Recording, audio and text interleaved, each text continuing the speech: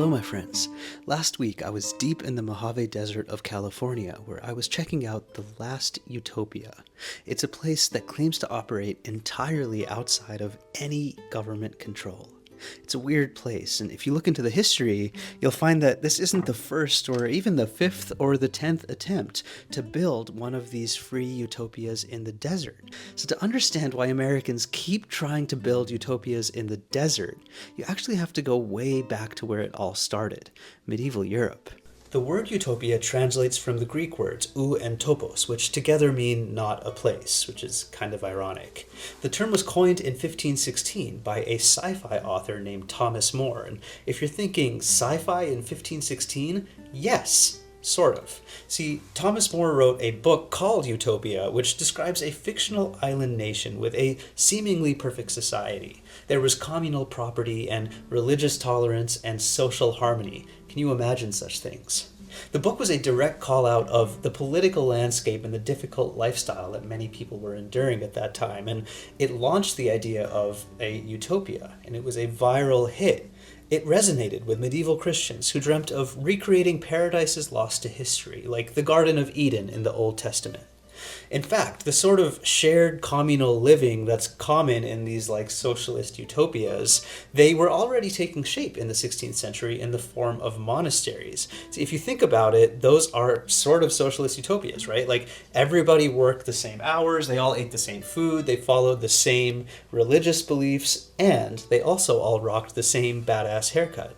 And I am so desperate for this channel to blow up so I can quit my job that if this video gets 100,000 views, I too will cut my hair like one of those badass medieval friars. So the concept of a utopia certainly existed in some ways in the late Middle Ages, and the Protestant Reformation intensified these ideas by encouraging people to really challenge the meaning of work and faith.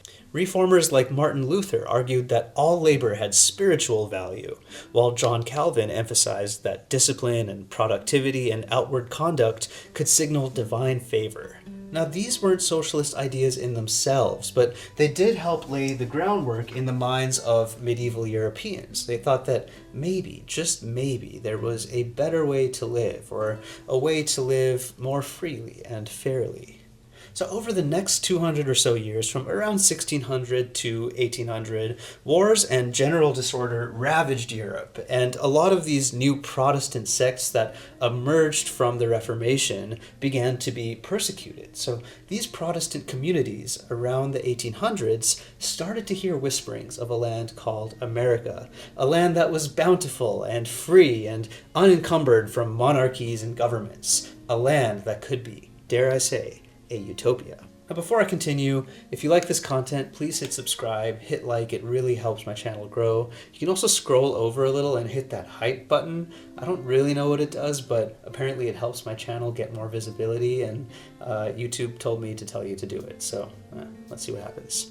Now, back to America's early days. Following 1776, the First Amendment's guarantee of freedom of religion attracted Europeans who were persecuted in their own countries. So upon arriving in America, a lot of these people hoped to form utopian societies where they would feel safe and protected.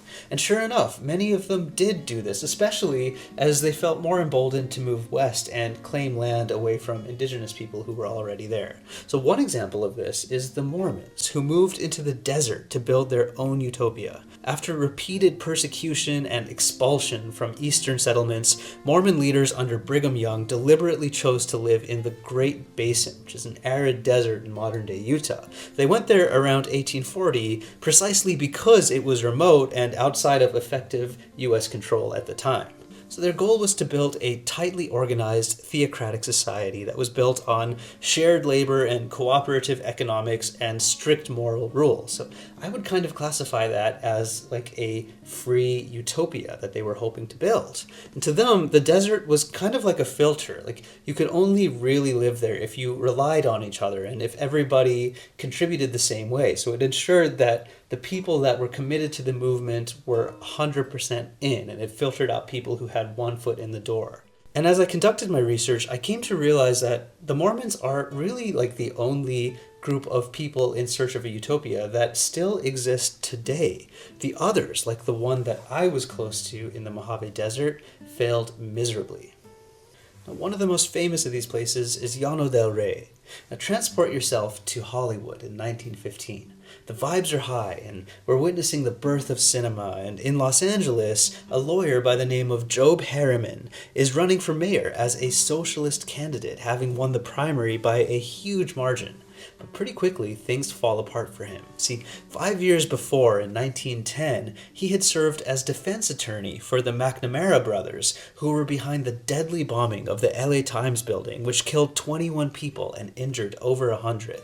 So their trial came to a head while Job Harriman was running for office, and he couldn't really separate himself from the whole terrorist thing. So pretty quickly, his election fell apart and he lost big time. But rather than throwing in the towel, old Job had a better idea. He decided to draw up plans for a socialist utopia where like-minded socialists could create the society that he had always dreamed of. He figured that, hey, if people don't understand the socialist dream now, just wait till we do it and they'll all want to come join. So he bought a 9,000-acre lot in the Mojave Desert, and it wasn't actually that far from where I was staying. And then he ran ads like this one, and lo and behold, it worked. He started attracting all people from all over the country to this little commune in the desert.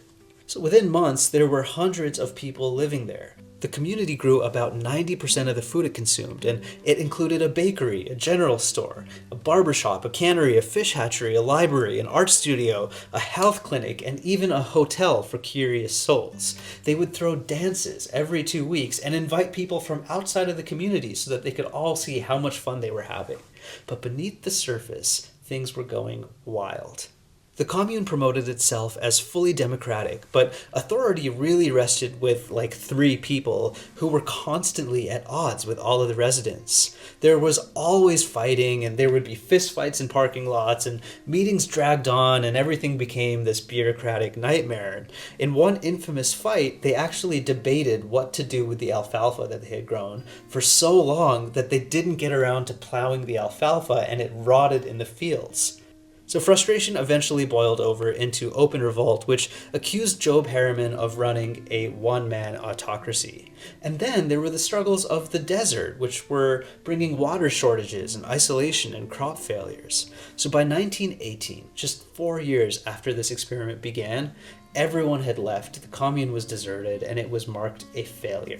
And not far away, at the exact same time, there was another utopian commune being built. This one, a utopia of racial equality. The town of Dunbar was founded in a time when white Americans were moving westward and claiming land as part of the Homestead Act. Now, we don't hear much about black homesteaders, but actually the Homestead Act didn't prohibit black people from doing this as well. It's just that everybody was racist and probably made it really hard for black people to do anything. But a group of black settlers from nearby LA got sick of the racism and decided, we're going to move out to the desert, claim land as part of this Homestead Act, and build a utopia where black people can live freely. In their words, they could bring freedom and independence to a limited number of colored people. So their move to the desert coincided with one of the wettest stretches in the history of the Mojave Desert. So what this meant was that it looked like they were a super successful place to be. They were growing crops, and they had water and food, and all of these black families from Los Angeles and from Reno and Las Vegas were moving to the settlement. But the good days didn't last long, and by the 1930s, census data shows that every single family had left Dunbar, most likely due to drought and famine. So once again, the desert won. But there is one desert utopia that still exists today, except it's not really a utopia. Remember that place I mentioned at the beginning of this episode? That place is called Slab City. It originally started as a military base used to prepare troops for battle in North Africa during World War II. But by the end of the war in 1945, it was completely abandoned. Now, it's unclear how residents, who are known today as slabbers, found out about the place and started to move there, but by 1988, RV culture was in full swing, and Slab City was a constant presence in RV and American lifestyle magazines. So there were about 2,000 RVs there in the winter of 1988, and since then, the population has ebbed and flowed with the seasons, where summers can get as hot as 120 degrees Fahrenheit. But unlike the other communities that we discussed, Slab City still exists today, and it exists precisely because it is transitory. It exists as a temporary place. People come and go, and it's truly lawless. It's not a socialist paradise so much as a pit stop in the desert. And that brings an eclectic range of characters, from retired snowbirds who are passing through to former convicts looking for a new life, and unfortunately, a lot of drug addicts. So why do people keep moving to the deserts to build utopias? And what is the common thread in their downfall? Well, to answer that first question, I think there's a natural attraction to open land and isolation that the desert offers. Certainly, even going back to the 18th century in Europe, people suffering from persecution looked to rebuild their world far away. In most cases, those people came to America. So maybe that same mindset is what drove similar people west into the desert. And as far as why they fail, I think there are reasons three. The first is that deserts are hard places to live in permanently, and even harder places to live with other people around. See, scarcity accelerates conflict. Water, food, and shelter are constant pressures, and when survival is at stake, ideals are stress-tested fast. Even in communities built to reject hierarchy, systems of power reemerge because somebody has to decide who gets what. I'm thinking of people like Job Harriman, who clearly had the right intentions, but when you're put in that position, you don't really have a choice other than to make decisions that will benefit some and probably hinder others. The second reason is that utopias tend to be deeply individual projects. They're framed as communal, but really they are often driven by personal escape. From politics, from inequality, from responsibility. So instead of resolving the problems of society, individuals turn to the idyllic utopia as a way of projecting their own wishes onto the world around them. And finally, utopias fail because they attempt to step outside of the path of history. But history follows people into the desert, and it brings conflict and internal struggle and a very human experience of trying to survive. And maybe that is why utopias fail in exactly the same way. Not because they're bad ideas, but because they work better as ideas than as real places. So maybe the Greeks were onto something when they called them not a place. Thank you for watching, and I'll see you next time.